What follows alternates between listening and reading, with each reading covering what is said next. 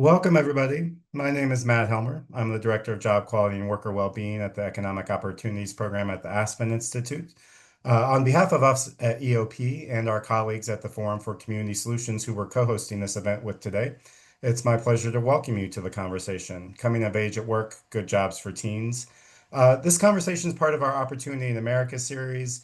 During these events, we try to bring together different thought leaders from kind of different perspectives and different domains to talk about the changing nature of our economic landscape and really how we try to foster an economy that works for everyone. Before we get started, as always, just a quick review of our technology. All of our attendees are muted. Please use that Q&A button at the bottom of your screen to submit and upvote questions. We'll try to get to as many of those as we can. If you have ideas, examples, resources, or just want to share your perspective, please do so in the chat. If you want to post about any of this on a social media platform, our hashtag is TalkGoodJobs. If any technical issues pop up during the webinar, please message us in the chat or email us at eop.program@aspeninstitute.org. We are recording this event. We will share it via email and we will post it on our website if you want to take a look at it again later. We do have closed captions available as well. Just click that CC button at the bottom of your screen to activate those. So turning to today's event, this is the second conversation in a two-part series we've been having called Exploring the Past, Present, and Future of Youth at Work. During the first event back in November, we looked at the growing crisis of child labor and really what we could do to address that. In today's conversation, we're going to talk less about what we prevent and kind of more what we foster and facilitate in terms of good jobs for age-appropriate youth. And we'll have a particular focus on thinking about teenage workers today. Just a few quick kind of facts and stats to ground us a bit in today's conversation. So the Fair Labor Standards Act governs a lot of youth employment. It basically says young people must be 14 to work and can only work up to 3 hours per day during the school year. There's some exceptions to all of that. And there are restrictions on what industries teens can work in up until 18 as well. Maybe not enough restrictions, but there are some restrictions that prohibit work in certain industries to try to protect our young people. We currently have about 6 million teens between just 16 and 19 working today, about 2 million of them between 16 and 17, according to the Bureau of Labor Statistics. They're typically working in the industries we associate with young people's work, leisure and hospitality, retail, and some in education and health services. Median wages are about 15 or 16 bucks an hour, but obviously that can vary widely by state, given minimum wage laws. Currently, the unemployment rate for 16 to 19-year-olds is about 14%, so it's almost, triple kind of the national average for adults. What these numbers tell us, gives us a sense of kind of the scale of teen employment, but they don't tell us much about the quality of those jobs, which is really what we're here to talk about today. They don't tell us whether a young person's first job builds confidence, helps them build skills, provides mentoring, opens doors, fosters inclusion and belonging, or whether these jobs, simply fill kind of hours and pay a basic wage and is more of a transaction. And those differences matter enormously, right? I think research consistently shows that positive early work experiences correlate with better employment outcomes later in life. So the question we're here to answer today is not just can we get teens a job and whether they're working, it's really how do we get them jobs that are worth doing? And I think we as a society have accepted somewhat that bad jobs are inevitable for people's first jobs. We've kind of normalized this idea that your first job is something it's a rite of passage and maybe something you have to endure, rather than an experience that we should really be investing in and structuring appropriately. But that's the story of our larger economy too. We've accepted bad jobs as kind of this fixture of our economy, that low wages, unpredictable schedules, few opportunities for advancement and growth are just a natural part of our economy, or a natural part of certain jobs. And that has costs for workers of all ages. But it can have really bad costs for young people in particular because they're often entering the labor market kind of at the bottom, right? And they have little leverage to demand better. So when we treat kind of low quality jobs as inevitable, it lets businesses, policymakers, and institutions off the hook. And I think we've been saying for a while now, these are choices, and it doesn't have to be that way. I think the other part of today's conversation is being a little bit honest about, for many young people, work isn't optional, right? They're not doing it because they want to save money for a car. They're not doing it to build their resume or to think about how it might support their college application. They're doing it because they need to contribute to their household's income, right? Many of the families around the country themselves are kind of caught in this cycle of low-wage jobs with unpredictable schedules and insufficient benefits. And for many households, teenagers are a part of helping supplement the income so that those families can meet their basic needs. So when we talk about job quality for young workers, it's really a story, a bigger story about the wider economy and the crisis of job quality that we're facing. And I think part of what we're talking about today too is that as long as we have and allow low quality jobs and worker exploitation to exist anywhere in our economy, young people are always going to be amongst the most vulnerable to that exploitation and to low quality work. As I said, they're entering the labor market kind of at the bottom rung, right? They have less experience oftentimes, they have less power to negotiate, and fewer alternatives overall. So part of the answer for creating better jobs for teens is creating better jobs for everyone, raising the floor for everyone, ensuring that all jobs meet a basic standard of decency and fairness. But I think we're going to take a deeper dive in today into what else teens need to make sure that first job is a good job.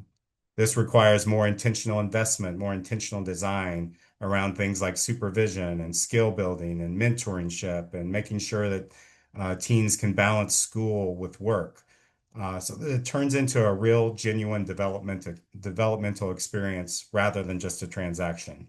And our wonderful panel is going to take a deep dive into that today. But let me introduce our first speaker, Chef Gabrielle Gabby Smith, Gabby by short. She's a senior at Johnson and Wales University, pursuing a degree in food and beverage entrepreneurship, where she won a 4-year tuition scholarship in the Future Food Competition with a dish rooted in Galah cuisine. Through her brand, Grits and Gabs, she blends cultural storytelling with contemporary culinary innovations. She champions sustainability, local sourcing, and zero waste cooking. She's also the founder of Plate It Forward, an initiative dedicated to mentoring the next generation of food and beverage professionals. But she got her start with a youth apprenticeship when she was back in high school. And she's going to talk just a little bit about her journey to help set the stage for today's conversation. She was traveling today, so she submitted some pre-recorded remarks, and we're going to show those to you all right now. So, my name is Gabrielle Smith. I'm a senior at Johnson& Wales University, Providence. Um, I am majoring in food and beverage entrepreneurship with a concentration in obviously culinary arts. Um, I think my journey starts at my sophomore year of high school. I decided to I was like, my mom is an administrator at the school district I was a part of, and she encouraged me to sign up for an apprenticeship program that she heard about at one of her meetings. And at first, I was like, oh, okay, like I'll sign up for it, not really thinking much of it.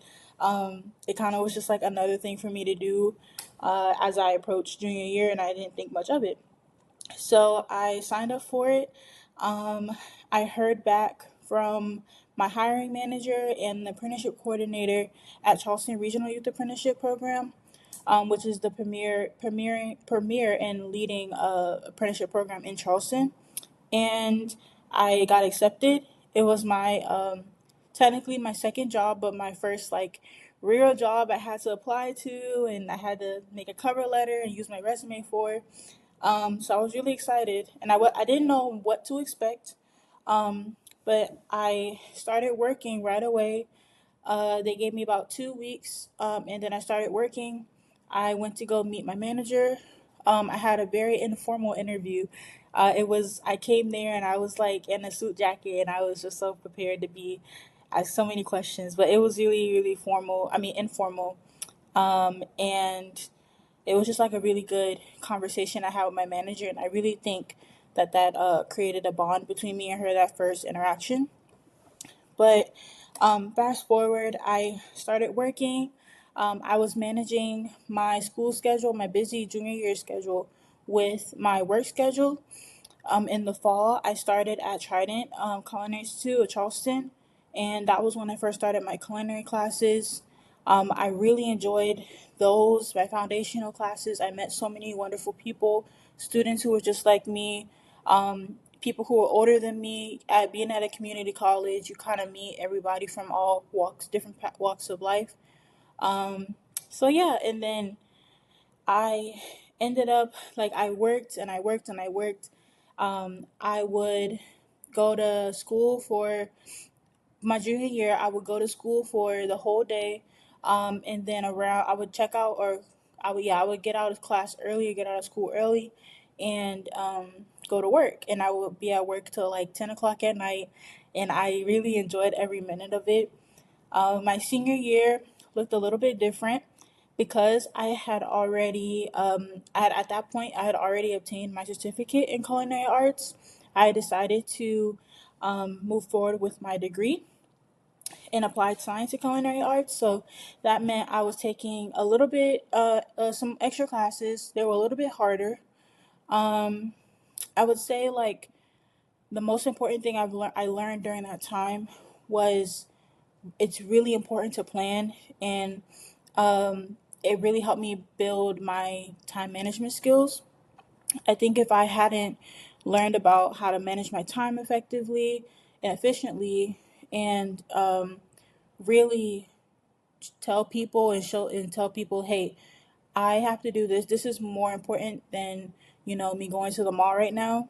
I have to get done what I need to get done with for work and school, and then I can do whatever else outside of that later.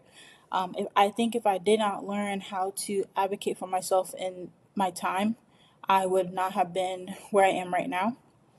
Um, and that's just a skill that I think will stick with me for the rest of my life. And I try to tell other like teenagers that hey, sometimes you have to put things on the back burner, um, just to do what you have to do. Um, but my senior year, I ended up applying for colleges, just like everybody else. Um, I my dream school was Johnson and Wales University, where I am right now, and I saw that they were offering a scholarship, full tuition for 4 years. I applied to it. I ended up. It's a competition format, so I competed with five other culinary students across the country, and I went to Providence, Rhode Island. I competed. I submitted a recipe, and I won it. And I decided to go to Johnson and Wales, Charlotte, for my junior year. But yeah, so I I at this point I had been enrolled at Johnson and Wales for my junior year. Um, And within that year, I have met so many people. I had gotten out of my comfort zone. I said yes so many times. I said yes to everything. And I think that's what also helped me get to where I am right now. Saying yes to being a part of youth councils, partnership to advance youth apprenticeship got me my first like taste of what it means to be on a youth council and what it means to be a part of advocacy, and just learning that you and there's so many other people around the country who are in the same predicament as you or in the same boat as you, and being able to build a community, and see a community of people that at first we were all just on Zoom, like we met once a month on Zoom. I think seeing them in person and really like being in fellowship with them has really helped me as well, learning what community means. um, Okay, so now I'm a senior at, like I said, I'm a senior at Johnson and Wales. So I am almost done. I graduate in May. I do think that mentorship is also a really important factor in my career personally, and I know in other people's careers as well.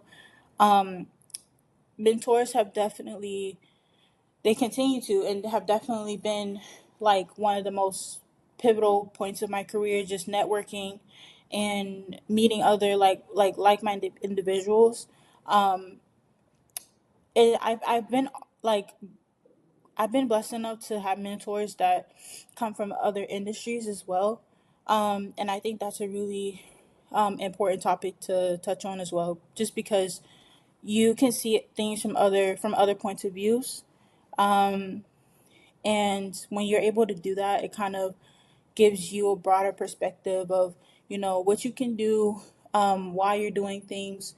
And everybody has something different that they can bring to the table, as far as what their expertise is in, or what they can offer you, what they can help you with. So I would say putting some effort into, finding a mentor, building relationships with people is really important.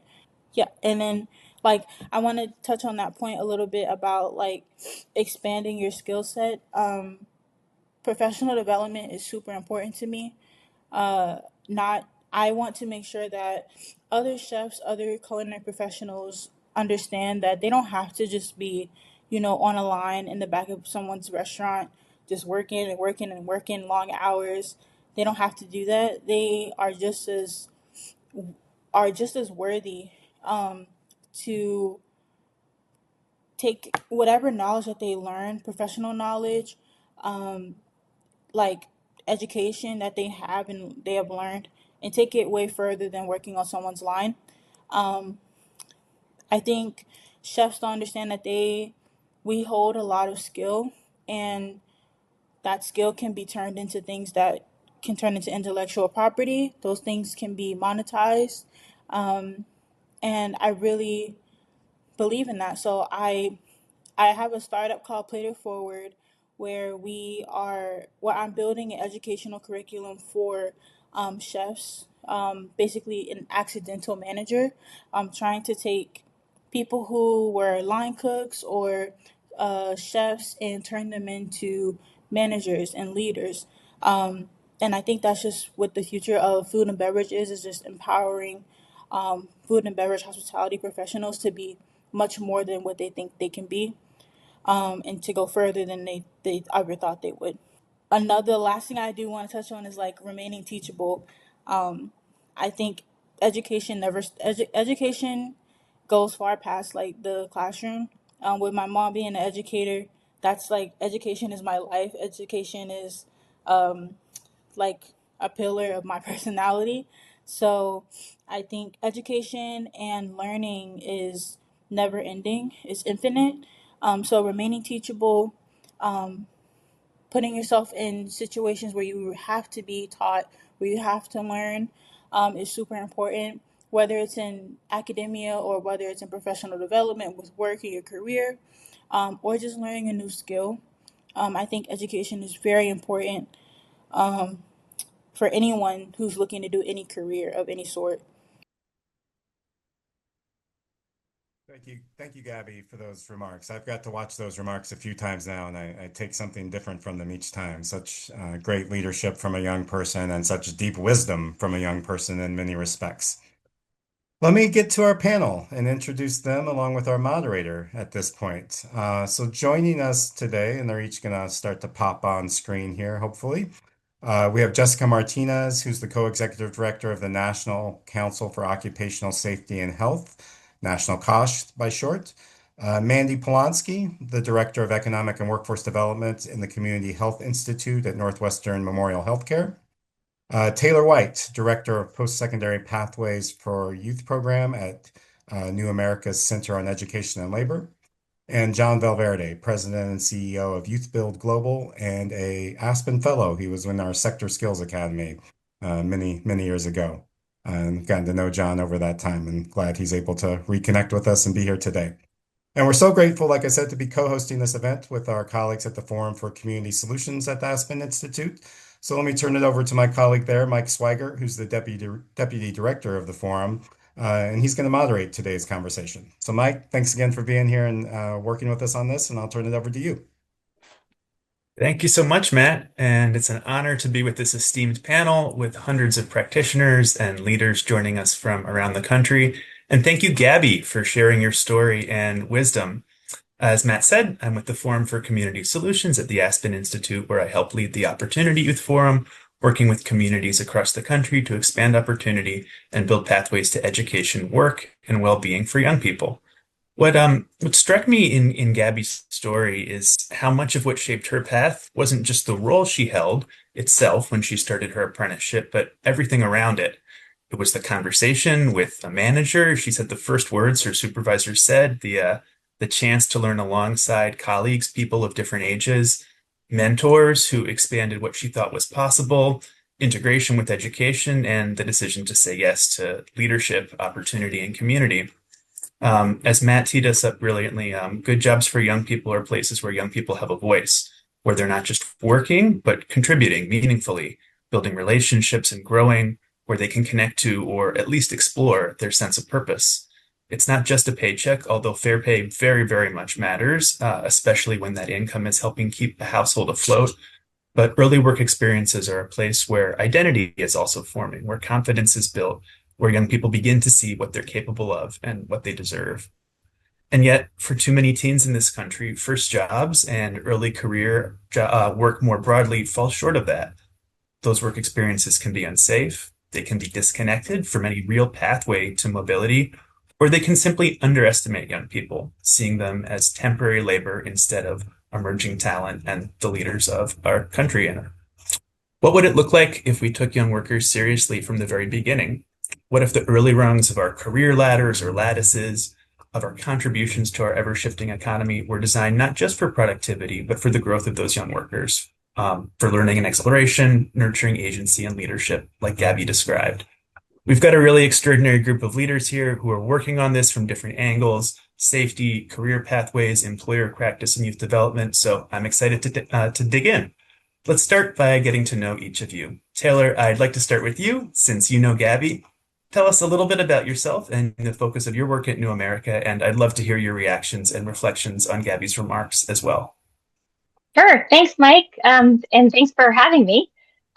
So I'm Taylor White, as you said. I'm a director at New America Center on Education and Labor, where I lead work that's focused on helping communities build stronger pathways from high school into careers, especially through work-based learning models like youth apprenticeship. And Gabby is a great example of one of the programs we've worked with for many years. For me, what really resonates in Gabby's story, and Mike, you mentioned some of this, but it was really how intentional her experience was, right?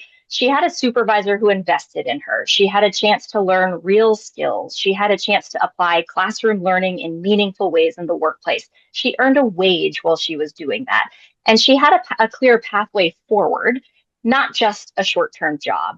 That sort of structured combination is really rare for young people in this country. And most teens' early jobs are really short term. They tend to be disconnected from school. They may be disconnected from prior jobs or future jobs.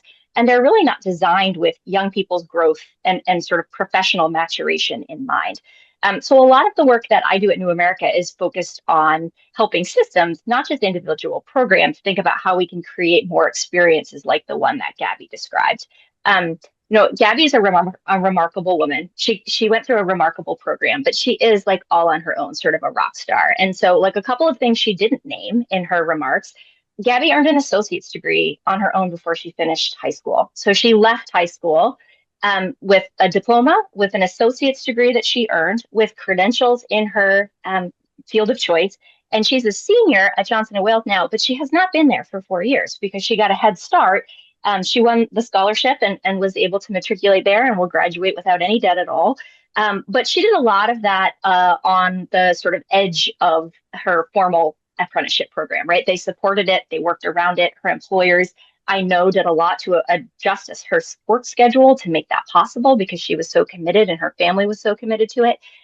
But, because she had this structured program to go into, I think she is a testament to, I can't really say much better than she did, right? But I mean, some of the things that she named that I think are really important and I hope come up throughout this conversation, I was really struck. I mean, she learned to be an advocate for herself. That's something that a lot of young workers do not learn to do early on. Some of us don't learn to do it until we're many decades into the workplace and realize that that's something you can and need to do. She talked a lot about time management, public speaking, mentorship.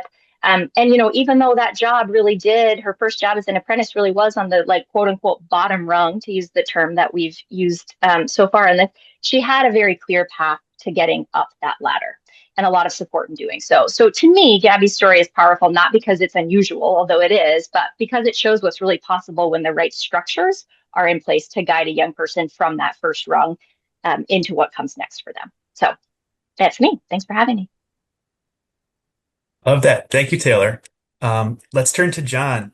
John, tell us a bit about yourself and your journey to this work and a bit about the history of Youth Build Global and the Youth Build movement, a name many of us on this call know and recognize.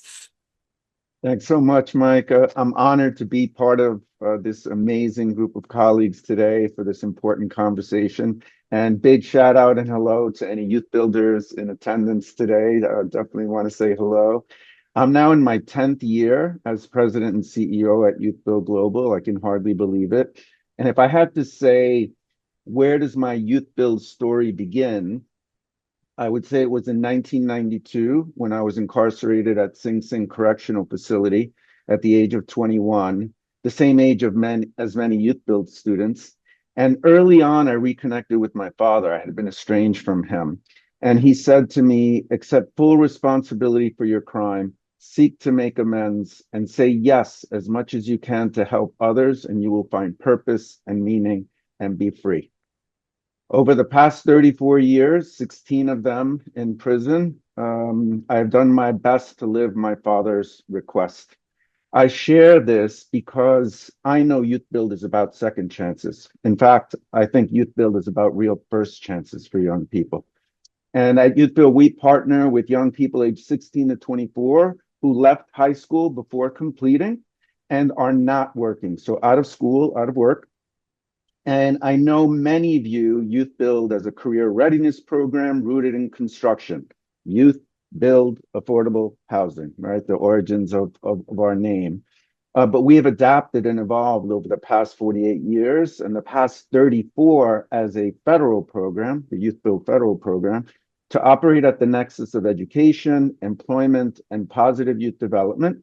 And we've expanded into careers beyond construction, including energy infrastructure, manufacturing and logistics, healthcare, food service, hospitality, and others. For Youth Build, it begins with a developmental relationship foundation we call Youth Build Love. This love creates the conditions for young people to thrive, and then a comprehensive model that integrates leadership development, support services, career pathways, education, and alumni success, embrace and support this young person in their journey. From one site in East Harlem in 1978, Youth Build has grown to 340 sites in 7 countries around the world, and over 220,000 young people have journeyed through the Youth Build experience. We continue to support second chances for young people, and I'm grateful to be living part of my own second chance here at Youth Build. Thank you, John. It's an honor to have you here. Jessica, please introduce yourself and tell us about National Kosh and some of its work with young people and other workers who face heightened risks on the job. Absolutely. Hi, everyone. Thanks for having me. It's really great to be in this conversation, and a shout out to our local Kosh groups and labor partners who may be on this call. As stated, I'm Jessica Martinez, and I serve as the Executive Director at the National Council for Occupational Safety and Health. We are a national network of grassroots workers' safety organizations across the country that fight for every worker's right to safe and healthy jobs. And before I begin, I just want to acknowledge and shout out some of our advocates on the call who are joining us today. They are on the ground every day in the communities, the schools, the workplaces, the worker centers, and the neighborhoods that help, turn our ideas of worker safety into something like that's tangible and real. And National Kosh is only a strong leader with the youth organizers, the worker advocates, and the community members who power the movement, right? I also come to this work at a very personal level. I am the daughter of immigrants and come from a working class family where work was never an abstract concept, right? Work meant survival for us, it meant sacrifice, It meant long hours, in many cases, doing whatever is necessary to provide an opportunity for the next generation.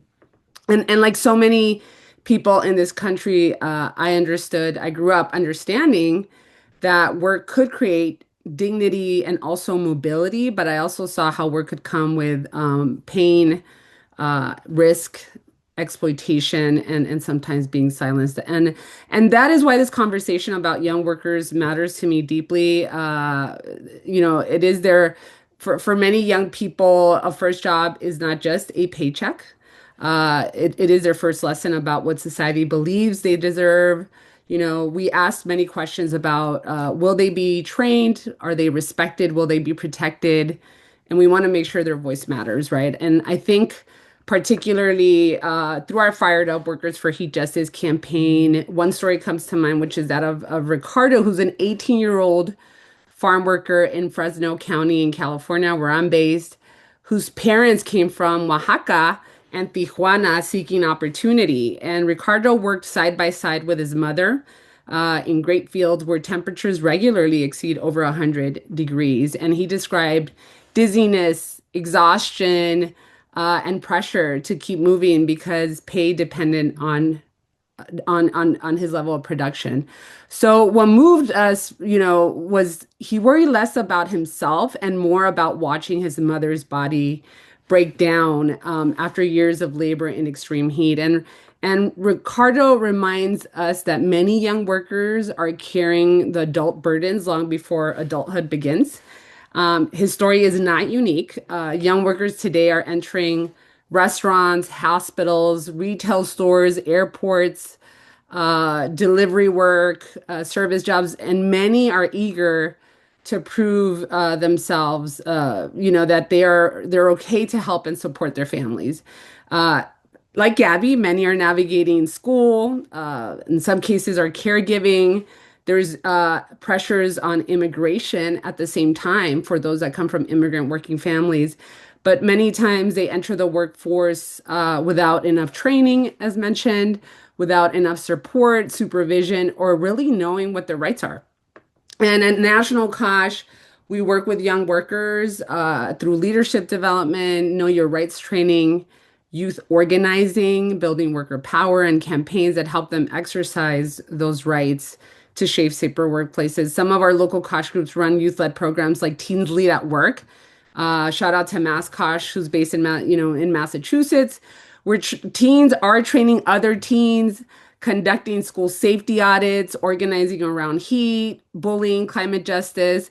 And one of the most powerful things we see is that young people bring, this knowledge back home. They talk with parents about wage theft, injuries, heat protections, harassment, labor rights, and in many cases they become, translators, advocate, and bridges of information inside their own household. So when you really think about investing in young workers, we're not only helping one person, we are often strengthening entire families, communities, because, young people do not just need protections, we're helping them build power, really. So thank you for having me.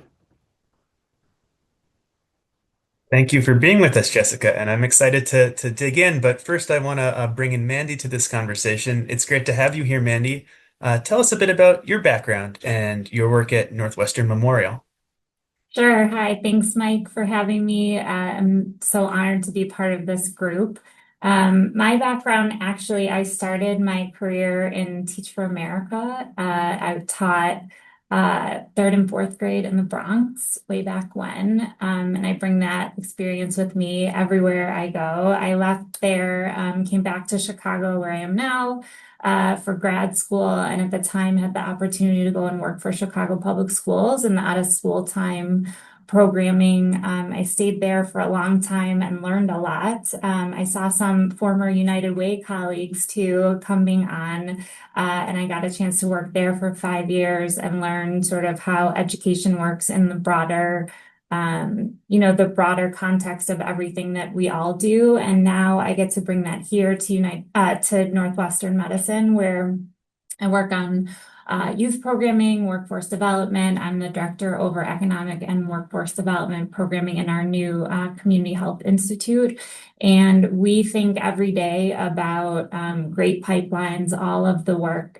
Gabby sounds like a shining star and an example of someone that we would hope would, thrive here too, where we give opportunities. Says yes to everything. We hope we give those opportunities from high school into our undergraduate programs. We now have 7 departments doing apprenticeship opportunities and thinking about that. And then I also think about our economic development and who we are as an anchor institution in the city of Chicago and beyond. We are the 3rd largest private employer in the state of Illinois. We have over 42,000 employees now. Across northeastern Illinois. So thinking about who we are as who we're hiring, where we spend our money, how we do construction, where our suppliers, where our food comes from, thinking about all of that. And so I bring all of that with me in every day, and I'm just grateful to be here. So thank you. Thank you, Mandy. So we've touched on a number of different themes: dignity and mobility, structuring and integrating education and work opportunities, authentic relationships, investing in young workers, not just for them, but their communities. That's the work that each of you are doing every day with your teams and partners and community members. Let's explore some of the challenges that we face in this work. Where are we as a country falling short of providing good quality work experiences for all young people, and what's getting in the way of that? And Jessica, I want to start with you. One of the things that often gets left out when we think about good jobs for young people is safety. And gosh, this, you are advocating for that. You, the partners on the call, are on the front lines of ensuring that workers of all types have safe work environments. And in the past few years, we've seen too many examples of young people being injured on the job. Can you help us understand what's driving that, and what makes young workers especially prone to facing risks in certain industries? Yeah, I appreciate the question. And I have to start by saying that one of the biggest myths in this country is that youth employment naturally builds character or opportunity. And that can be true, as we see in cases like Gabby, right? But too often early jobs are where young people first encounter exploitation, has been our reality. Young workers under 25 make up nearly 19.4 million workers nationally. Yet emergency room injury rates for youth workers are roughly twice as high as workers over 25. And we know why. In our experience through our programs, it's less training, less experience. There's a pressure to move fast. There's a fear of speaking up. There's supervisors who treat them as disposable labor and lack of knowledge of rights. Those are young workers are heavily concentrated in industries that I mentioned before, which pose a lot of high hazards: fast food, retail, warehousing, construction, landscaping. I shared Ricardo's story in agriculture. And these sectors are often combined low wages and high hazards, right? So we see that, and that means consequences like burns and cuts and heat illness and robberies, sexual harassment, workplace violence. So for many immigrant youth or youth of color, the risks multiply because of racism, language barriers, retaliation fears, and economic pressure, right?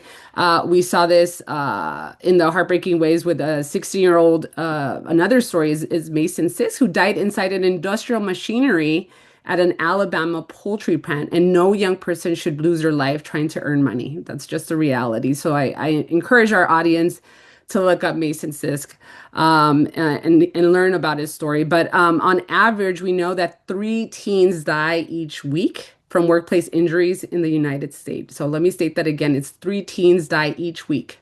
And that should shock us all, really. So when we talk about good jobs for teens, we really believe that safety is not optional. Safety is a foundational piece of the education and training we provide to workers. Thank you, Jessica. Sobering, and that is a foundation. John, let's turn to you. I mean, Youth Build Global thinks about job quality all the time, and how do you work with employers to support them to provide good work experiences. And you're dedicated to supporting opportunity youth, young people ages 16 to 24 who are not working or in school, often navigating significant barriers. Can you tell us more about who Youth Build serves, what a good first job or career experience looks like in that context, and where our systems are or aren't lining up with what young people need? Yeah. Well, I just want to say, hi, Jessica, what you shared is just, I mean, it's devastating. And we're working with young people at YouthBuild. We're working with young people. I hate these labels. You know, we all have to use them, but they're all from economically disadvantaged communities. They're all vulnerable young people. I like to try to reframe to say they are young people with the most barriers to success and the least resources to access opportunity. And that's absolutely true for Youth Build. As a federal program, which I referenced earlier, Youth Build only exists in communities with very high unemployment rates. So the fact is that these communities have higher rates of poverty, higher rates of crime, higher rates of health disparities and issues, etc. So again, we're supporting young people in very vulnerable situations, and it's important to say that out loud. And 85% of the young people of Youth Build are young people of color. And as Mike, you just said, they all haven't completed high school and don't have work experience. And we all know the challenge that that is and how easy it is, as we've just heard, it can be for unscrupulous employers to take advantage of young people in these vulnerable situations. So these are the folks Youth Build is working with. And our role, which I referenced in my opening remarks, is to build on this foundation of love rooted in developmental relationships. So the role of staff at a Youth Build program, this is the key. And Gabby said this so beautifully as well. Surrounding young people with people who see them, hear them, seek to understand them, and value them from the very beginning of their Youth Build experience, and then Youth Build working at the local level and us at the global or national level to build the relationships with employers and other trainers and amazing partners like the ones on the panel today to ensure that the young person's pathway is filled with this experience of high expectations, respect, dignity, we'll say love again, because Youth Build love is huge for us. And Gabby said this as well, a sense of community, a sense of belonging, and mentorship that comes with it. When you surround young people with people who truly, truly see the power and potential they have to transform their lives, their communities, their families, so much is transformed. That's the key to everything. Then you can lay on top of that great career training programs, education programming, leadership development, provide the wraparound supports.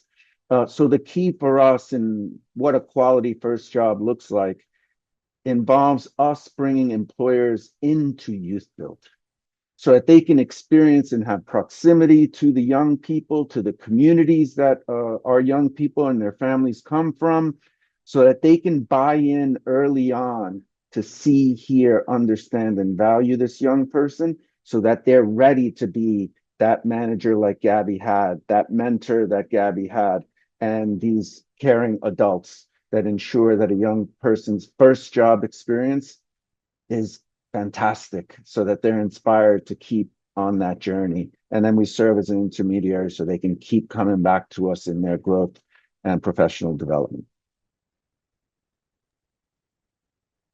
Thank you, John. So safety is foundational, and that sense of community, belonging, relationships are foundational. And what are the ways that we can create the conditions where that will show up on a job for young people? Taylor, let's turn it back to you. For the last few decades, this country has emphasized college as the primary opportunity for young people to move into upwardly mobile careers, and we shifted away from vocational education and work-based learning, and now maybe trying to correct for that. What do you see as some of the root causes of the challenges that teen workers are navigating in today's economy, both in terms of the labor market, but also the paths, the sectors or career pathways that we've been pushing people towards or away from? Yeah, thank you. It's a good question, and it's a complicated answer. I guess I will start by saying I think the sort of narrative around right now, like we push too many kids to college, and so now what we need to do is create alternatives that don't require college. Um, well, there is some truth to that. I also think it's really important to underscore that college still carries like a significant wage premium. And so when we say to kids or families, your kid doesn't need college, that's not really true, right? I mean, but we know that in the future, the vast majority of jobs in this economy are going to require some sort of post-secondary education. So this myth that we can create all these alternatives that bypass post-secondary education that lead to really good jobs that pay family sustaining wages, like it is a myth, right? I do work on apprenticeship. A lot of people position apprenticeship as an alternative to college. It may be an alternative to a 4-year degree as the first thing that you do after high school. But we really emphasize the importance of having those apprenticeship pathways connected to post-secondary training, connected to college-bearing coursework so that young people have options expanded through these programs rather than narrowed. Mike, you mentioned, yes, there's this sort of disinvestment in career and technical education and vocational education over the last several decades. That's absolutely true. Some of that is a response to the fact that the sort of vocational education systems of yesteryear led to a lot of race-based tracking, and it was built to funnel young people into dead ends. Certain young people into dead ends, everyone else got to go to college.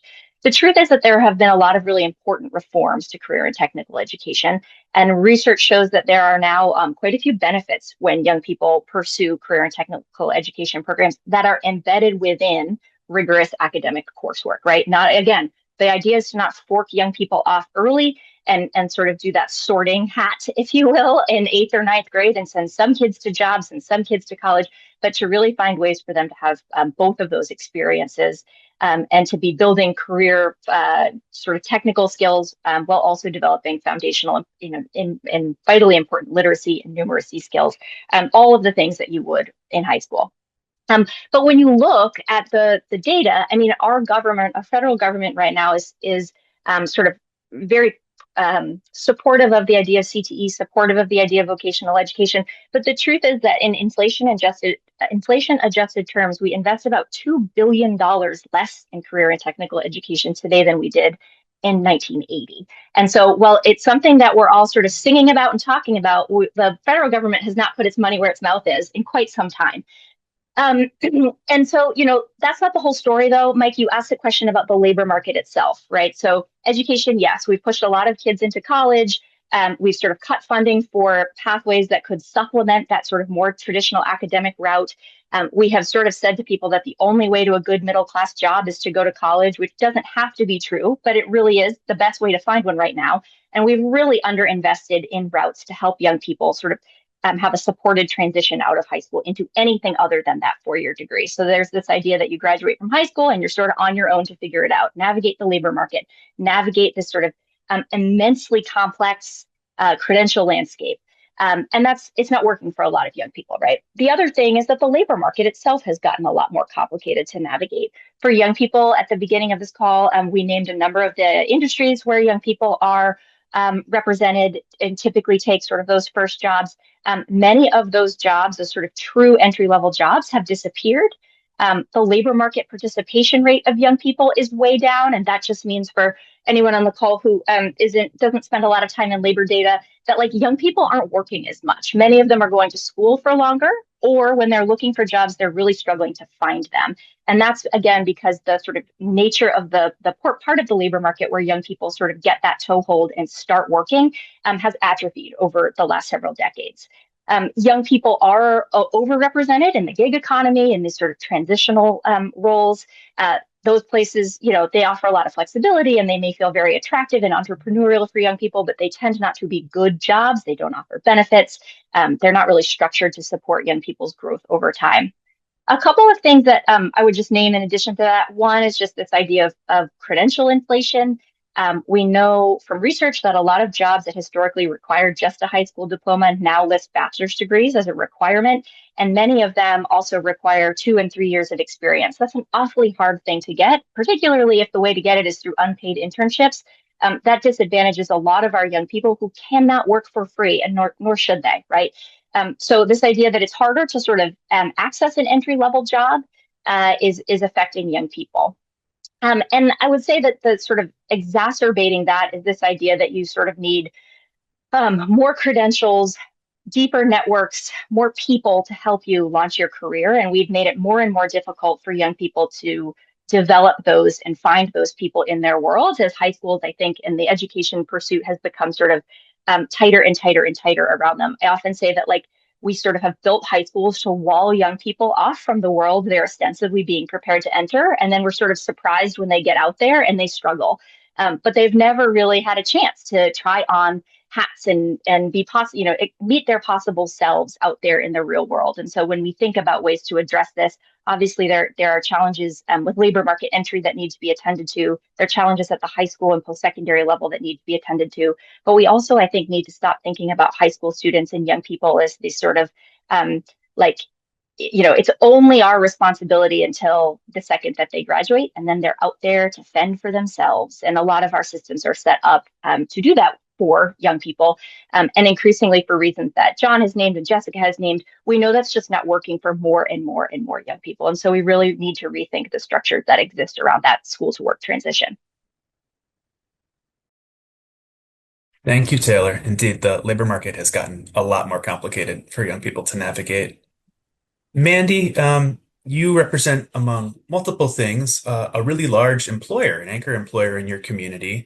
And I understand Northwestern has evolved in recent years in its approach to work with youth and teens in various different ways. Can you tell us a bit more about that evolution towards thinking about your work with young people as community outreach or development, or moving that towards truly building and retaining talent for the system? Yeah, and we're grappling with a lot of exactly what Taylor was talking about. So I started 8 years ago here. We had what's called our discovery program, which is career exposure. At 2 of our sites, kids needed a great GPA and they had to pay for it. And I was like, no, we're not doing that anymore. So we flipped that, and now we are at all of our sites have the opportunity. So all 11 hospitals have that opportunity for students in their neighborhoods to apply, come get that career exposure. And then we offer, we used to have a stipend at the end, we are paying them hourly rate for 6 to 8 weeks in the summer, because we know we don't want that to be a trade-off ever for them to have those experiences in internships with us in the summer. We doubled our intensive programs that students are here, also paying them. If we're forcing them to be here for our programming, we're paying them for every hour that they are here. We linked intentionally with our talent acquisition team with everything that we do. So kind of, I mentioned this before, but sort of stringing that pipeline. So if they use us, come to us for their high school internships, giving them opportunities for undergraduate internships or those apprenticeship opportunities, that we work a lot closely with our local community colleges or agencies like that. And then really handing them off, and kind of along the way, we're working on hiring students with disabilities and working with them and training them and giving them opportunities, and also working closely with our talent acquisition team to ensure that they can get the opportunities that they deserve, and we can accommodate them.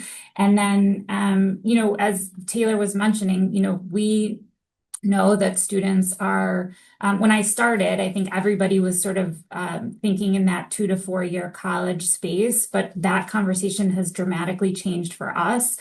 We have a lot of students that are coming out of high school saying, I would like to start working now for all the reasons that you mentioned. And so we're thinking really intentionally about the departments where they can be most successful. We actually offer for full-time employees $10,000 a year in tuition reimbursement reimbursement. And so students are getting really smart and saying, why doesn't my employer pay for me to go to school? We actually have direct pay for a lot of schools in the area or virtual opportunities. And so they're taking advantage of that, and they're learning what they like to do and what they don't like to do. Like, come and try this on and come and think about, is this what I want to be doing? Do I really want to be a nurse? Do I really want to go to nursing school? And having those opportunities, we put them a lot in patient transport, which is an amazing first job. It's a lot of customer service. It's a lot of meeting patients. It's learning about the entire hospital system and kind of traveling all around and seeing, again, what you like to do, what you don't like to do. And all of that is critically important information in your first job. Yeah, and I think we're really thinking about retention, and I think that it really helps to think about, what makes people stay. I think having your employer pay for your schooling is part of that, but we actually have a really high retention rate. We're at 7.5 years, which is 3 times the rate of other healthcare employers in our service area and 4 times the rate of other industries in general. So we take that very seriously. We want people to come and to grow and think about not just their first job, but their career. That is a striking retention rate, Mandy. And I think you led us squarely into the solutions space for what's working. And let's stay with you as I go through each of our panelists to talk about some effective or promising practices. What you just described was a really comprehensive approach, everything from career exploration to multiple models of work-based learning, tuition reimbursement, and other approaches to upskilling employees. Can you briefly walk us through a few of the key partnerships that help power that approach? Yeah, we could not do this without our partners. I think, the biggest one and the one that I mentioned who we work with most closely is our high schools. We've really done a lot of outreach to our under-resourced communities in all of our service areas to ensure that we're reaching the students who most need the opportunities to learn about careers. So many of our students, when they come in, want to be, they say they want to be a pediatrician or a nurse because hopefully that's the only thing they've ever seen. But there are infinite things that you can do in a healthcare setting. So making sure that they see all the tech roles, all the opportunities they can do that are clinical and non-clinical.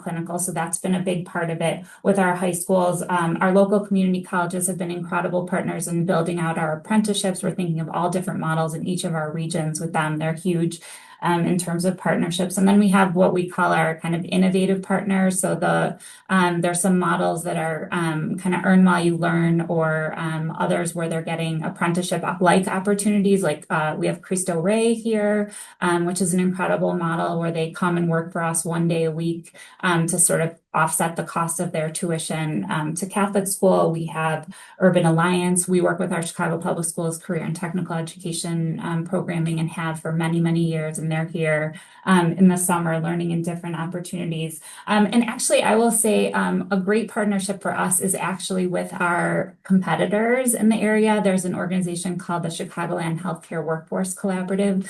So people that sit in my seat across our other major hospitals in the area, I get my best ideas from them, and we talk all the time. And so we've learned a lot from each other, and don't try to reinvent the wheel here because we're all, trying to do the same things for the same population, and we want to help each other help them. And then last but not least is our community aid-based agencies. We actually grant out about $19 million a year to community-based agencies across the region, and in turn get great partnerships, great referrals, great opportunities to have students referred, to have other candidates referred for great jobs. So we think about, again, as an anchor institution, how we can do more with the opportunities that we have. Thanks, Mandy. I'll turn it to Taylor now, and we're on the cusp of National Apprenticeship Week, and I'd be remiss if I didn't invite you to share a little bit of perspective on the youth apprenticeship model in particular, which Mandy described. How, thinking about youth apprenticeships more broadly, how does that connect young people to good jobs and career pathways? You've spoken about this a bit already, but maybe share an example of what that looks like when it's designed really well. Sure. Yeah. So So, Mike, thank you for the question. I'll say, for folks who are interested in Mandy's work, yes, and also Gabby's comments, both Mandy and Gabby are connected to work that we lead at New America through the Partnership to Advance Youth Apprenticeship. It's called PIA. Happy to share some links in the chat later on. But we think about youth apprenticeship as a really high potential strategy for connecting young people and keeping young people connected to school and to work. And so I will say, we have a definition of youth apprenticeship that we've adopted, New America and our national partner organizations. It looks very much like registered apprenticeship. And I will say, for folks on the line who aren't familiar with that, registered apprenticeship is sort of a formal, federally defined model of apprenticeship. And typically, those models are not really flexible enough to accommodate youth. And so our definition of youth apprenticeship includes many of those same core components, paid work, under the supervision of a skilled employee mentor, coursework, related instruction that's provided and is really well and purposefully aligned to the work that's happening on the job. We require that there be a mentorship component, that strong supervisory component, that programs culminate in an industry recognized credential and some sort of post-secondary credit so that young people, again, have options expanded when they complete the program. When these programs are done really well, young people can usually start a program in 11th or 12th grade. They are working part-time, attending high school, and typically attending post-secondary, either at a community college, a technical college, or through dual enrollment programs, CTE programs at their high schools. But the work that they're doing on the job, for which they are being paid, is complemented and really reinforced by learning in the classroom, right? So they're learning on the job, they're learning in class, and those are complementary. And then typically these last between 1, 2, 3 years, depending on the industry and the employer. Often they extend after high school graduation. And the idea is really that young people are having an opportunity to gain real life work experience. They're contributing to a local employer. And Mandy's examples, I think, are all good ones. I wish that there were more employers that were really thoughtful and committed to it, like Northwestern Memorial Healthcare has been. I think it's a great example. But I think, Mike, part of your question here in the sort of policy and solutions piece is like, how do we do more of this, right? And I will say the youth apprenticeship is a really underutilized strategy here. I think in the US, I should say, you often hear about apprenticeship systems like Germany and Switzerland. The interesting thing about those models is that they, a lot of people are like, oh, we can't be Switzerland, we can't be Germany. That's all well and good. But the really interesting thing about those models is that all of those apprentices are young people, and that apprenticeship is a true post-secondary opportunity after high school. Kids say, will I go to university or will I go to an apprenticeship? And they're training through apprenticeship for a really wide range of occupations, not just the sort of things that come to mind in this country, the building and construction trades, for example, but they're training for roles at banks, for IT firms, and hospitals. And really all across their labor markets, apprenticeship is a viable pathway for young people to exit their sort of secondary training, get the experience, the mentorship, the professional networks, and the training and credentials that they need to launch careers and not just land those first jobs. I think just really briefly, I would be remiss, though, if I didn't also say that if we are thinking about expanding apprenticeship, we're thinking about addressing employment, youth employment rather. I do really think it's important that we think holistically as a country and really think about how we rebuild the early labor market for young people. A lot of what they're struggling with today didn't happen by accident. It's been the result of real policy and investment choices. And I do think if we want different outcomes for young people, we have to make different choices. And that means more sustained investment in things like summer and year-round youth employment program, support for intermediaries that help employers participate in these programs, clear incentives for businesses to hire and train young workers. That work-based learning should be a core expectation of our education systems, not just like an enrichment activity for a small group of students who happen to land in the right high schools. And that's going to require funding infrastructure that makes that possible.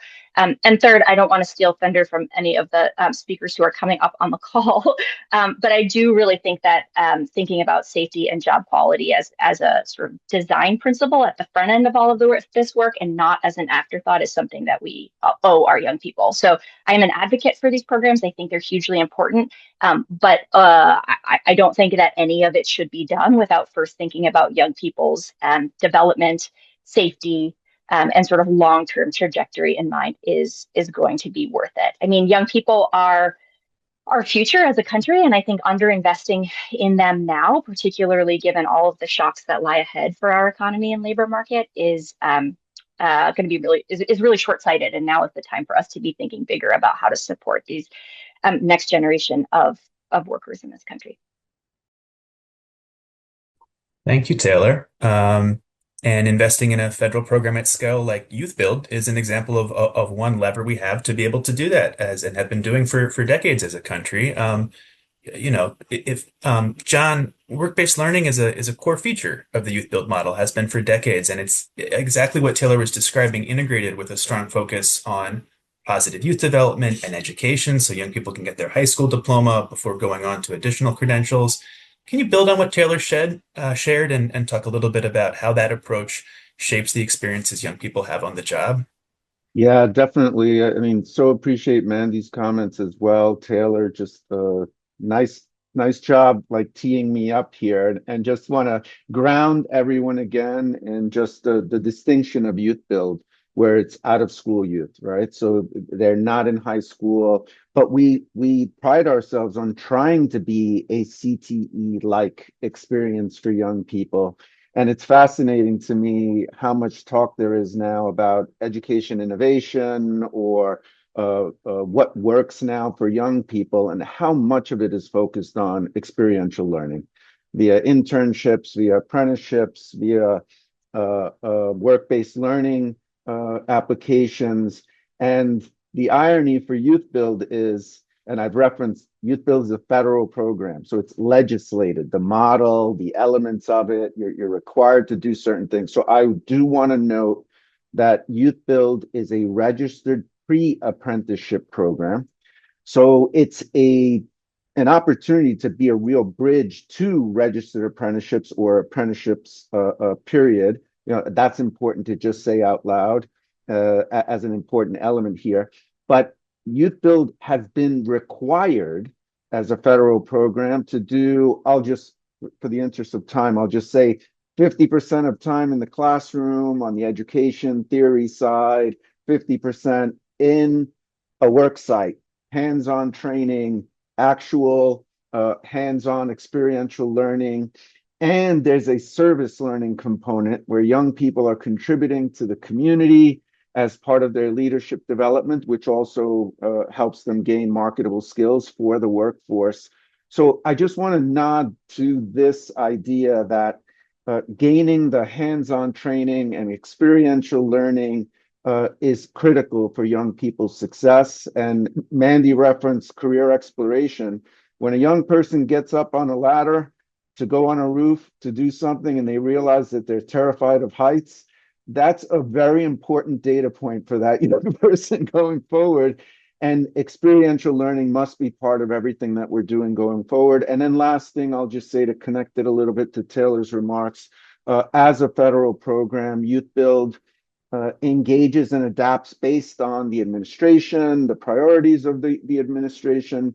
And while I agree fully with Taylor that there has been severe underinvestment in key areas like apprenticeship, in recent years, there's been more investment. And I just want to say out loud to everyone here, for the first time, Youth Build will be required to support 10% of young people being placed in apprenticeships, not placed in college or higher ed or a job or apprenticeship. 10% must be placed in apprenticeship. So how can policy shifts with the right investment support more young people in gaining this valuable experiential learning?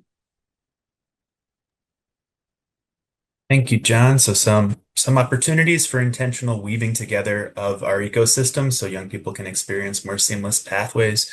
You mentioned briefly, and I'm sure you could do a whole hour talking about Youth Build's focus on service and supporting leadership among young people.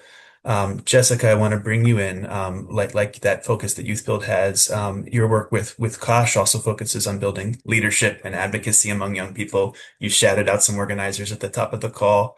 Can you talk about the strategies you're using to make sure teens are safe on the job and how leadership development fits into that through programs like Teens Lead at Work that you mentioned earlier? Yeah, absolutely. And leadership, development is a pillar of our work for sure. So, and yes, I referenced Teens Lead at Work, which, we have a strong component of the program in Massachusetts, because it reflects what we need more across this country, which is basically treating young people like leaders and not just future workers someday. These young people are not passive recipients of the training that we do. They are, in many times, serving as organizers, as educators and advocates and problem solvers in their schools and communities. An example is that we, MassCosh in particular, partner with the Boston Education Justice Alliance and the Boston Teachers Union to lead student-run safety audits in schools, looking at issues like mold, broken HVAC systems, poor ventilation, unsafe bathrooms, indoor air quality, a bunch of stuff. And I love what I love about that example is that it really just flips the script. Young people are not waiting for adults to notice problems, but they are gathering evidence. They're like raising concerns and demanding like healthier working conditions. So they also train other youth on heat stress, OSHA protections, labor rights, wage theft. I mentioned all of this earlier, issues of mental health. So you have teenagers teaching other teenagers how to stay safe, know their rights and use their voice. And that really is how we have this like domino effect of how leadership grows. Nationally, I'm very proud to say that we have our We Rise Worker Leadership Academy, where young and emerging worker leaders from across the country come together to build skills in workplace rights, hazard identification, storytelling, public speaking, campaign strategy, and turning workplace problems into collective action. That's a whole curriculum in itself, right? Just how to do collective action. And what we want workers to understand that when something is wrong in the job, the answer is not necessarily to stay quiet. The answer is to use your voice, create collective power with their peers, and take action. And one of our youth leaders, Chanel, said it, which is, I'm going to quote her, and she said, when I watch my peers do it, I feel like I can do it myself. I grow more confident in myself, seeing that I'm respected. And that really, I think, captures it. When young people are respected and trusted and invested, they really rise, which is why we called our program the We Rise Worker Leadership Academy. And we also see the impact that goes beyond the individual young person. I mentioned earlier that a lot of this knowledge does not stay contained. A lot of the young workers go back and they talk to family members about wage theft, heat protections, and other issues about their rights. And the young person is trained to become sometimes the first worker rights educator in their household. Is pretty amazing. But the real, this issue is not so much the leadership programs can I just fix it all? We know we have to also recognize that there is a broken system at times. Employers also have responsibilities. Young workers deserve proper training on day one, safe staffing levels, fair scheduling, respectful supervision is what we're seeing, and also just zero retaliation when they raise concerns. Government also has responsibility. We need strong child labor protections. We don't have any heat standards, and that is becoming a growing issue in our climate justice space. Stronger whistleblower protections. And I have to be honest, just about like OSHA, which is the Occupational Safety and Health Administration, and has jurisdiction over workers' rights to a safe workplace. And the agency plays a vital role, but it's completely under-resourced for years. There's not enough inspectors for millions of workers out there. So often enforcement happens after someone already gets hurt. It's not preventative, but it's after someone's been injured, someone's been amputated, in worst case scenarios, killed, as I shared. And we need more inspectors, stronger enforcement. We need multilingual outreach, and a very proactive prevention strategy. So really, when I think about solutions, I really think about empowered young workers, accountable employers, and also just like public enforcement. Because if we want good jobs for teens, And leadership cannot be optional. They have to be built in from the start. I also want to just close this part with like seconding what Taylor mentioned, which is we know that these models work. But many times they're operating on limited resources while there is, an enormous need. And if we are being serious about creating good jobs for young people, we really just need strong investment in youth leadership programs, worker education, in apprenticeship pathways. And many times these programs are underfunded, and we have to overpay for these consequences. So again, just really want to shed the light and underscore the importance of that we should be scaling what works really, not rationing it necessarily. Thank you, Jessica. Lots there in terms of calls to action, in terms of what we could invest in terms of how we could co-create and invite young workers in. Nothing about us without us. Your remarks resonated a lot with the work my team does at the Forum for Community Solutions. We've got about 15 minutes left, and I'm going to turn in a few minutes to some questions from the audience. But before we do that, I wanted to invite all of our panelists, if anyone else had a similar, either maybe not so much a call to action, but a change in policy, or it could be in practice, that you think is really important. We've heard some from each of you. Taylor, you gave a number. Jessica, you just shared, but is there anything either that you heard from one of your fellow panelists that resonated or that hasn't come up yet, that you'd like to share so that more young people could experience quality jobs like the kind of experience Gabby described?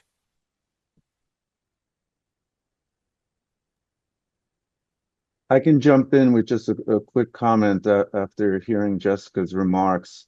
I've referenced the fact that Youth Build is a federal program multiple times today, and it's a $105 million a year investment in a federal line and in the budget. And as you know, $105 million a year is a drop in the bucket, is one way to think about it. But if I give you the numbers, we are very proud of the impact, the outcomes we're achieving for 5,000 young people a year.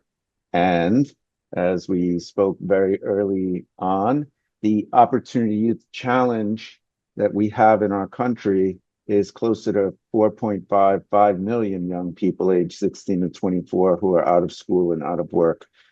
So Jessica's point, Taylor's point, man, everyone's made this point about the need for more investment. But you see a successful, long-standing 34 plus year federal program like Youth Build, and we're only able to make a difference with 5,000 young people. So I want to name that out loud just to really double click on this need for greater investment to really move the needle here. Otherwise, we're stuck in the same patterns of trying to level the playing field forever and ever, which all of us have been doing for a very long time. And then last thing I just want to say is how important it is for us working with young people to be focused on the second job. And I think we're all really good at getting young people into that first job, and then we're all working hard to make sure the quality of that first job is excellent. But how do we shift also to a focus on that second job? And that's what gets us to select the kinds of employers we work with and the partners in our ecosystem that will see, hear, understand, and value our young people. I can jump in quickly. I totally agree. We talk about job one, job two, job three all the time. So important to get them in and thinking about that second job. But just in terms of the investment piece, I would just add not to discount private philanthropy or philanthropy in general in the conversation. Obviously, I mean, it's certainly not going to fill the gaps that the government needs to by any means, but we've had the opportunity to test, some of our concepts. We've been able to use it for, launching a few of our apprenticeship opportunities, sort of testing that proof of concept for different programs. There's a lot of interest in workforce development. I think people understand kind of this other end of the education spectrum now is the promise of a good job and a good opportunity. So we've used it again to prove the concept, and it can be a helpful catalyst.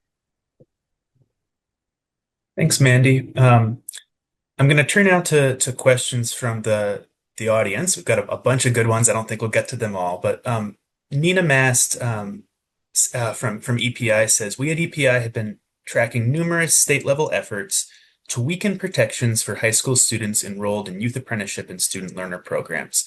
Have you all been following this trend, and what are some best practices for ensuring work-based learning programs create real pathways to good union jobs as opposed to a cheap source of labor for employers? I think multiple folks could speak to that, maybe Jessica or Taylor. Yeah, happy to. I mean, we've been following this trend a bit, and it is concerning. Work-based learning can open real doors for young people, but if protections are weakened, it can also be like a source of cheap labor, where the youth basically observe the risk, and employers benefit the most out of it. So lowering labor standards is not really true innovation.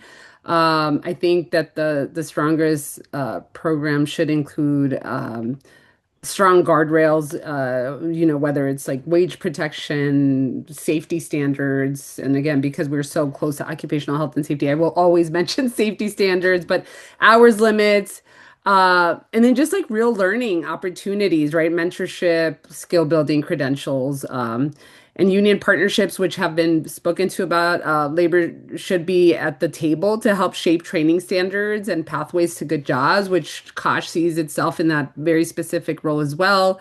And from a national Kosh perspective, safety must be built in from day one. So really, I think the short answer is that career pathways must also be safe pathways. Is my response. I'll add to that really quickly. I mean, I agree with everything Jessica said, and we have been following this. It's really unfortunate because the state legislators that have done this have been really like sneaky about it. You sort of read it as this work-based learning bill that seems like it's a great investment in young people, and then you get deep enough into it and you realize, yeah, that there's actually something in there that they've tucked right in to create some interesting bedfellows to support those bills, right? And to get different votes behind them. So we have been tracking it. I will say, I think in a couple of instances, what's happened is that there has been a legitimate observation from employers to say this is why it's difficult for us to do work-based learning, and then an overcorrection in the legislation that has reduced like all of the reasonable and necessary protections that young people need and deserve. And so there are some things that I think can be done from a policy perspective to address this challenge without, again, like rolling back the basic child labor protections that young people deserve. And that like any civilized society should maintain and uphold. A couple of really quick things. When it comes to apprenticeship or youth apprenticeship, having a really clear definition of what that model is and who is in charge of recognizing it in a state. I think one of the problems with youth apprenticeship that's occurred is that because in some states it's neither registered apprenticeship nor pre-apprenticeship, it can become this sort of model that means whatever an employer wants it to mean, and that's typically not the sort of best scenario for young people. So I think we definitely support a registered apprenticeship and pre-apprenticeship models. And if a state is going to adopt their own definition of youth apprenticeship that's separate from those models, being really, really clear about where and how those programs are sort of recognized or approved at the state level, and ensuring that that definition includes all of the same protections that a registered apprenticeship or similar would confer. The other thing that I would say is providing clarity for folks around things like insurance and liability and workers' compensation in work-based learning programs, a lot of times the onus for figuring that out is falling on someone who has put their hand up in a high school to serve as a work-based learning coordinator, and they know nothing about liability insurance. They don't understand workers' comp. And why would they, right? They're typically like a high school teacher. I did not know any of that when I taught high school. And so there's a lot of misinformation, a lot of anxiety, and a lot of hesitance on the part of the schools and employers from forming these relationships and really like being willing to explore and understand what safe looks like, because they are panicked about those things. And they again, they can overcorrect and actually really limit opportunities for young people in some of those environments that don't pose any of the sort of safety risks that we might be worrying about. So I would say, making sure that work-based learning programs are sort of like official, registered, recognized, pre-apprenticeship, registered apprenticeship, making sure pre-apprenticeship programs like the excellent youth build programs across the country and other youth serving programs, youth apprenticeships, that they are connected to a registered apprenticeship if they are not themselves a registered apprenticeship, right? The idea that we have all these pre-apprenticeship programs that actually don't lead to a next step, to John's point, is a problem for the system as a whole, and one I know multiple administrations have been seeking to correct for, but it's falls especially hard on youth because they really need help with that next step. Thanks, Taylor. We've got time for a couple more questions. One from William Blackmer to Mandy. As an employer, can you talk about the partnering role that municipal government could play in this type of partnership? The questioner works in municipal government and would love to work with employers in their geographical area with similar goals. Yeah, I mean, I definitely would talk to the school district. A lot of times they're the most closely, tied to the work. If they have a career and technical education program, if there's others, they know oftentimes the employers that work well with students. So we have often started there, obviously in Chicago, but in our suburban areas. And then also the local workforce boards often know a lot of those employers too. Obviously, if you're interested in healthcare in particular, there are the best hospitals in the world, and well, second here. And in Boston, you have some pretty great ones. I don't know the programming there specifically, but happy to look into other colleagues there doing similar work and pipeline work in the Boston hospital systems. Thanks, Mandy. And there's a few questions in here for John, which I'll bring together. One is just broadly how do local organizations and partners connect with youth build sites on partnership opportunities, and then in particular from another attendee who's in Washington and the Olympic Peninsula in a rural area and seeking guidance for how to support certified apprenticeship opportunities, particularly in a rural labor market. Yeah, in the interest of time, I would just encourage checking out our website. We have teams at Youth Build Global that actually support all these initiatives, especially people interested in becoming part of the Youth Build network. There are two ways in. You can apply for one of the Department of Labor grants, Youth Build grants, and win a grant there, and that makes you part of the Youth Build network. Or you can become affiliated with Youth Build Global through a process and then receive all the technical assistance, supports, training that we offer network-wide. So we do have rural focus caucus elements. So we have teams that work specifically with rural communities. So I encourage you to check out our website, reach out to us, or reach out to me directly, and we'll connect you with the right people. Thank you, John. 2 minutes left, maybe a final question for Taylor. Any particular innovative examples of districts using approaches to support seniors transitioning out of high school and career exposure that you want to name for folks to check out after the call? Sure, I can name a couple quickly. I mean, Mandy, I think you work with Chicago Public Schools, CPS. I think they've invested a lot in thinking about different work-based learning and capstone experiences for students.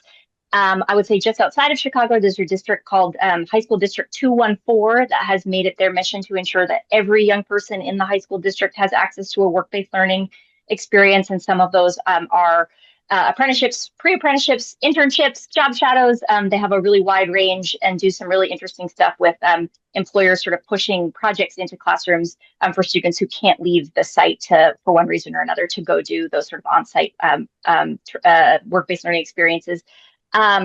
Gosh, I would say that New York City has done a number of invested in a number of really interesting pathways and work-based learning programs.